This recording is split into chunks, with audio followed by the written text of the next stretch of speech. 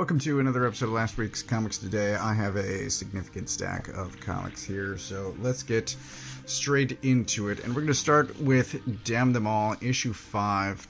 And I just said issue 5. There's already a number of characters in here that makes me think I should be taking notes. Like, it's just hard to keep track of all of the names.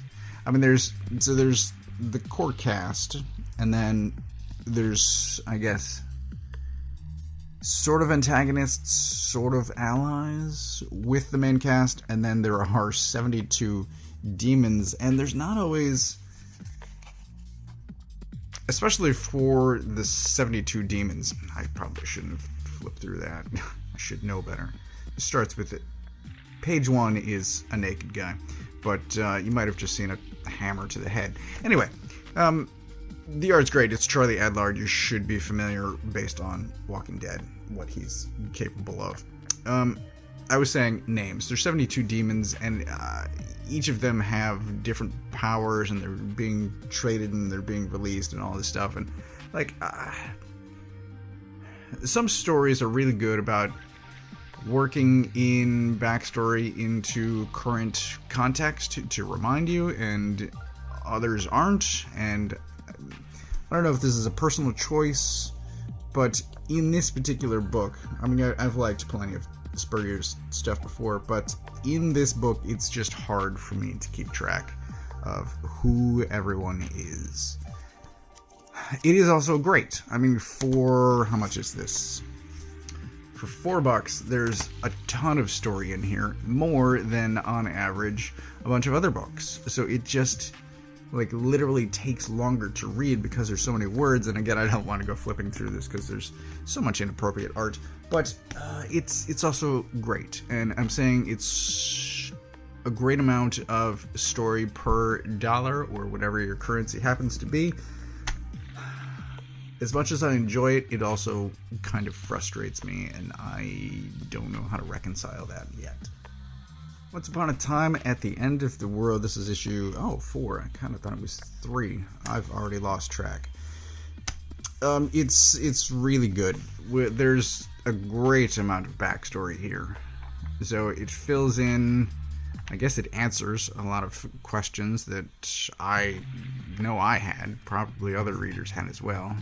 The art is phenomenal, and just look at this merit badge. Manhunting. You know something's wrong. There's a map in here, too. Did I scroll past the map already? Yeah, there's this layout, I guess. It's really good. So the story was already great, and there were some mysteries. This answers some of those mysteries, and I'm all in. It's, I believe, 3 artists. I did get some confirmation in the past week. It's 3 artists, 5 issues each, I believe. So there should be plenty more content coming from this. I'm very curious to see where it goes, but this is great. Highly recommended. Doctor Strange Fall Sunrise. This is issue 4. This is the end of the series, miniseries, I guess, and it is just as crazy as the previous 3 issues. So you can see there, I mean, there's Doctor Strange. It's extremely stylized, but the writing is pretty wild too. I was having a conversation about this with Wilson at the comic shop, and I think I had recommended it to him when issue 3 came out, and then he told me this past week that he'd tried reading it and it was too trippy for him, which I thought was pretty funny. But it is extremely trippy. It doesn't give me the end that I wanted, and I honestly didn't expect it to, which is to just inject a tiny bit of normalcy right at the end of the story. So it is honestly cover to cover nuts right to the very end. I mean, just look at this, right? This is what you're in store for. And if you're okay with that, then read it. Otherwise, it's not for you. And that's all I can say. I enjoyed it. The Boogyman issue 6, this is also a final issue, and I enjoyed this from beginning to end. There is a surprisingly touching finale between a monster and a small boy. There's also a fight between two boogeymen, and that's great. I don't want to slightly out of phase with reality, but there is a fight going on as normal people are walking around them, and nobody notices. So you can see there's two cops in the background. These two are fighting here in the foreground, and they don't notice anything and just keep walking, which I found very interesting. I enjoyed that bit. The art is phenomenal. I still want to check out more of what this guy has done. It's great. Highly recommended. There should be a trade coming out the spring, summer, sometime. If you're interested, I recommend checking that out. Saga, issue 62. I don't think there are any naked people this issue. There is this. Just not great. So I'm going to flip through some of this. It starts with a flashback to a time period that we didn't see because they skipped over it in the time jump that happened, I guess, when the series returned from its multi-year break, but that was great to see. And then after that, we come back to the present, and plans are being made from, I guess, the perspective of multiple characters, which is always nice to see. I think it's great to see head-on collisions coming before the characters know it's coming. And that sort of anticipation and dread that comes along with it, it's just great. This book also comes back up. There's a generational shift here where it's really fun to see a parent trying to educate their kids on one of their favorite books in this case, but movies, cartoons, whatever the case may be, toy line. I think all of us are familiar with the concept, especially if we have children, and I don't, but I've heard plenty of people talk about, this is my favorite thing and my kids couldn't care less. That's what happens here. So this book had an entire story arc around it earlier in the series, and now Alana is trying to teach her kids, and they get kind of upset and honestly couldn't care less, and it's just perfection. Anyway, Saga, it's 62 issues in at this point. I think I've said this before, but by now you should either know whether you're or not you're in, and I love it. It's one of my favorites. World's Finest, issue 12, and this is a series that I go back and forth on, but there was tension, honestly, between Robin and Supergirl early in the series, and we didn't know why, and we find out this issue that they go out on a date, and the date goes horribly. This is not Dan Mora art, but the art is great. I have no problems with this. It's stylistically in the same, well, at least in a similar vein as Mora. It's really fun. It's honestly a lot of fun. I don't remember what the next arc is supposed to be. This is one that I have 12 issues in. I've never added it to my pull list. I pull it off the rack one issue at a time. I'm like, is this still something I want? And thus far, it has been. Immortal Sergeant issue 2, and there's a problem, because by now I had hoped to have a video on I Kill Giants. That was my intention, and I recorded it, and then I didn't like the recording. I've actually recorded it 3 times, and I still... I don't script what I'm going to say. That might be obvious, but I do plan. I have a rough idea of what I'm going to say, and then when the recording starts, I say those things, and I go off on tangents as needed, and somehow, despite that, I've tried to record this 3 times, and I still, when I start editing it, I'm like, this does not adequately convey just how much I enjoyed I Kill Giants, and I need to do it again. So, I'm currently trying to see if I can cobble together those 3 videos into something coherent. but this book is phenomenal, and this book, I love it. Like, I love every second of it. I wish I had the other 7 issues right now just so I could read the entire thing. I was reading this in bed and laughing out loud, and I showed my wife, I think, 3 panels of it just to be like, oh my god, look at this, because it's so funny. And I'll admit, I started out confused, because the first issue is all cop stuff, and this issue is all family stuff, and there's no real transition. It just throws you into it, but it's so good. I mean, this is pick of the week by a mile. Nothing else even comes close. Immortal Sergeant, highest possible recommendation. Strange Academy, the finals, or just finals, issue 4. It's funny that they put a Legacy 22. It's adorable. Marvel, you're idiots. This book is great. I've enjoyed, I guess, 22 issues of it. I still feel like it's ending with issue 6. I don't have confirmation. I should check May previews that I think just came out to see if there's an issue 7 solicited, or if I feel like it's ending. I also feel like there's not enough time to wrap up everything that has been started, because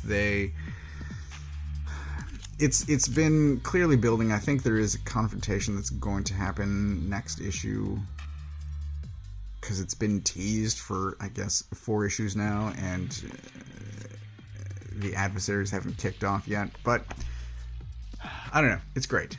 Every issue I say that I love kids and school stories, and that's still true. I was trying to keep a secret months ago that Darkseid had become a Yellow Lantern, and when that happened, it was pretty mind-blowing. It also makes absolute sense, but now they just put it on the cover. It's clearly no longer a spoiler, I guess. But this book is great. It starts with Lobo, and he needs to be talked into saving the universe, and what he's getting in return is also entertaining. But it's great. It's also devastating, and I don't know how this is going to end. I assume it's going to end well, but there's only 2 issues left, and this is also seemingly nowhere near wrapping up. So we'll see what the next 2 issues have in store. But I've enjoyed DCeased, and I surprisingly haven't enjoyed this as much as the first 2 series, or there was a 3rd series that was alright, but the two main series were quite good, exceptionally good. And this has been I don't know, a little bit foot dragging going on, in my opinion, but this one's great and just devastating at the same time. The Witcher, The Ballad of Two Wolves, issue 3 of 4. This is a series that does seem like it's wrapping up, and it's also great. I love the art. I want to check out what these creators have done before, either independently or together, because I think they work really well together. I'm impressed by both of them, and I want more. I kind of hope that they do future Witcher stories. I don't know if maybe they've done past Witcher stories. I have no idea. But I want more. This is really good. And this guy is hilarious. I don't think he gets through a single panel without swearing. But man, is it good. Werewolves. Werewolf. Possibly 2 werewolves. I'm thinking there's 2. But it's a little bit Red Riding Hood versus Witcher, and it's so good. So very good. Barbaric, Hell to Pay, issue 2, and this is another series, like I was saying with Damn Them All in the beginning. There's not that many issues overall of this, and yet somehow, maybe it's because of the gap between arcs, but I feel like I need to reread and refresh myself on exactly the history of some of these characters. It's really good. I still love Barbaric. I highly recommend it, but I feel like I might get more out of it if I remembered more. And I just found the one-shot yesterday. I was doing some cleaning, so I should reread that and refresh my memory on one of these characters in particular, but it's really good. Highly recommended. Also, I'm going to show off some of this stuff. Previews just came out. This is coming. It doesn't say whether it's an ongoing or miniseries that I can see. Different artists, so it's not Gooden, but I'm super interested in this, and this is also coming. Same writer, so I'm curious about this one as well. This is what I do with previews, is I tear out pages for things that look interesting. Also this, and one of those. And there's a trade coming for Once Upon a Time. And look at this. I don't know what that is, but that seems interesting too. I want to know more. It's great art. So Barbaric, it continues to be awesome and hilarious, and Axe is amazing. But I love it. I want more. And it's supposed to be the year of Barbaric, which pleases me to no end. It's really good. Also, I got the Lonesome Hunters collection, which is great because, again, referring to my stack here, there is a new Lonesome Hunters coming in, what is this, May? I think? May, the end of May. So, a little bit of a wait, but more Lonesome Hunters. Yay, because the first one was so good. Honestly, surprisingly good. I don't feel like I've had a great track record in the past year as far as new issues go. I get a lot of first issues, and I have to crunch some numbers, but how many of those actually do I get to issue 2 or 3? Lonesome Hunters was a very welcome surprise. It was 4 issues, 4 just spectacular issues, and I loved it. Also, The Last Days of Black Hammer. This I've started. I've somehow lost all my bookmarks again. This is my insurance card that I'm using as a bookmark. I'm 1 issue in. This was published on Substack. I do subscribe to Lemire's Substack, but I tried not to read this because I wanted it physically, not to read it serialized over the course of I don't know how many months, but I wanted this in hand. And like I said, I'm 1 issue in, but man, is it good. And the art, I don't know who this artist is, but just the cleanliness and the color, like it's crisp, everything looks fantastic. Oof, huge fan of this. So I should be doing a video on this as soon as I'm able. Hopefully I can shoot it this weekend. I have no idea when any of my stuff is going up anymore. Fantastic Four has been sidelined. I Kill Giants is troubling to me. But as soon as I'm able, I'll get this read and shot. That is everything that I got this week. I already told you, pick of the week is going to Immortal Sergeant, but I mean, one, it's a heavy week, but also it's just a lot of great books. None of this is even questionable, and I guess things have just worked out in such a way where all of the best stuff that I'm buying is coming out in the same week, and the other weeks where I'm getting 5 or 6 books, it's questionable content. Like, I don't know how much I'm really enjoying this, but this is just a stellar stack of books, and Immortal Sergeant, as I said, takes it by a mile. It's just incredibly good. It's hard to tell where the story's going, because I thought there was a crime that was being investigated, and there's a little bit of cop stuff here, but whew, it's just really good. Again, highest possible recommendation. And if you haven't read I Kill Giants too. But that is everything that I got this week. As always, I get all of my stuff from a local comic shop. If you don't know where yours is, you can use this URL to find the one closest to you. Thanks for watching.